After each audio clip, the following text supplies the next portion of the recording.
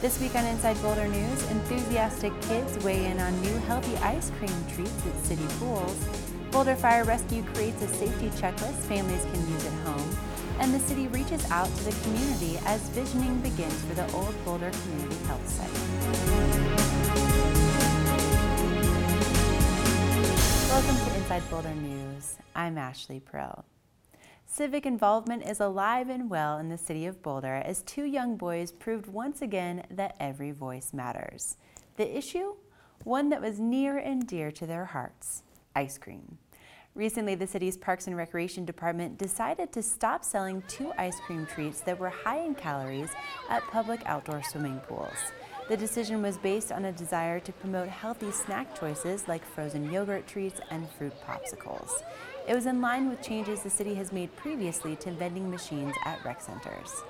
This time, however, the well-intentioned move did a big old belly flop with two of the pool's smallest patrons. We went to the pool and then we went to go buy an ice cream sandwich, and then we learned that they didn't sell the ice cream or ice cream sandwich because it was too fat and sugary, and this city made a choice for us. Instead of living with their disappointment, the boys' mom and grandma encouraged them to write a letter to the editor of the Daily Camera.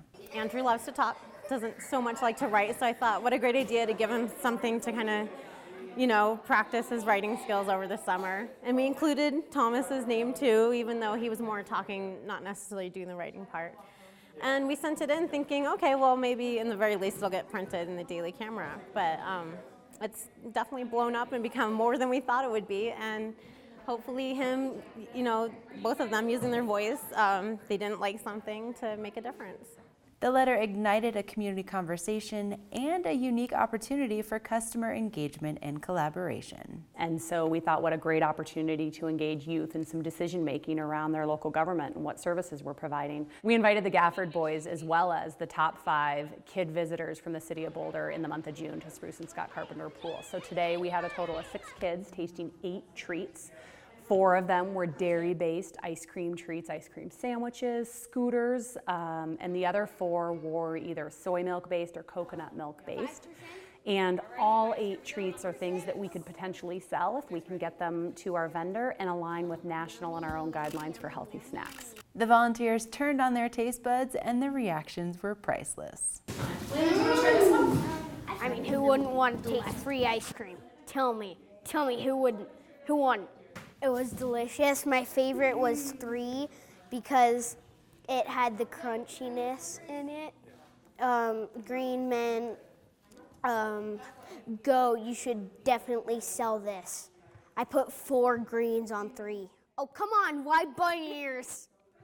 We were definitely ice cream connoisseurs, my family and the boys certainly, but we're also very active, so we agree with the city, get out there, be active, and it's a great city, to do those things. But certainly it's okay to indulge, and especially at the pool when your kids are running around being so active, swimming and all that. So yeah, it's been fun. At the end of the session, the clear-cut winner from the kids was a Hershey ice cream chocolate scooter, a chocolate bar on a stick covered in cookie crunch on the outside. The scooter will be available to pool patrons as soon as it can be delivered. Number 2 is a So Delicious coconut milk chocolate fudge bar, which will be considered for future seasons at the city pools. In an effort to connect with the community outside of 911 calls, the City of Boulder Fire-Rescue Department recently developed a home safety survey. Oftentimes when our firefighters are out on calls, after the emergency part is over, we do talk to homeowners and residents about things they can do to keep themselves safe. So we decided to formalize this informal process and create a home safety survey as a partnership with the community to help them keep themselves safe ahead of time. The survey is based on the most common causes of fire and medical emergencies and helps families think through steps they can take to minimize dangers at home. If a fire happens, we want people to be able to have 2 ways out of their house. For us, getting everybody out safe and sound is a #1 priority. So we put that on there first, and then the address or the house number is visible from the street. Having that address visible from the road, whether you need to cut back or trim limbs or trees, or even changing the numbering on your house so we can see it clearly from the road, are great simple tips. And again, it just helps us along if you're unable to get to turn on a light or wave us down. Great simple idea. The third one is home has working smoke alarms on every level and in every bedroom and sleeping area. And then along with that, they have working carbon monoxide alarms if they need those. So being able to have an early alert system to a fire that starts small and again, get out safely or be able to use a fire extinguisher and put it out. So, and then one more final really quick and easy safety tip that people can incorporate into their daily lives is sign up for emergency messaging. Unfortunately, as we're all aware, we had a wildfire here in Boulder recently. And with that, people can sign up for emergency messaging ahead of time. So if they need to be pre-evacuated, our two risks are wildfire and flood. So if they need to be pre-evacuated or something, there's a certain weather pattern that may cause creeks and streams to flood, they have that information available ahead of time. Also where, evacuation places are located, where to take pets, those will all be in the emergency messaging. So again, we would love people to do home safety surveys, to be able to complete this because it's our community. We all live in the same community together. We want the community to be as safe as they can, take steps proactively to keep themselves, their family safe, instead of having to be reactive and calling 911. Home safety surveys are available online and at all Boulder fire stations. For questions about the survey, contact the Community Risk Reduction Division. Boulder boasts some of the most eco-friendly building codes in the country, and these apply to rental properties, which represent about half of Boulder's total housing stock. Boulder's rental housing energy efficiency program, SmartRegs, recently reached a key performance milestone with more than 13,000 units, approximately 66% of Boulder's licensed rental housing stock, reaching or working toward compliance. SmartRegs requires all existing rental housing properties in the city to meet a basic energy efficiency standard by December 31st, 2018. SmartRegs was designed to help bring the city closer to its climate goals and enhance the quality of our rental housing here in Boulder. So in regards to rental licensing, SmartRegs applies to all standard rental licenses.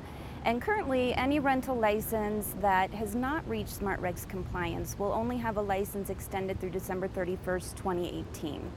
As of January 2019, all properties will need to meet that base level of energy efficiency to be able to receive a rental license or renew their rental license. So typically the first step is to actually get a SmartRegs inspection done on the property.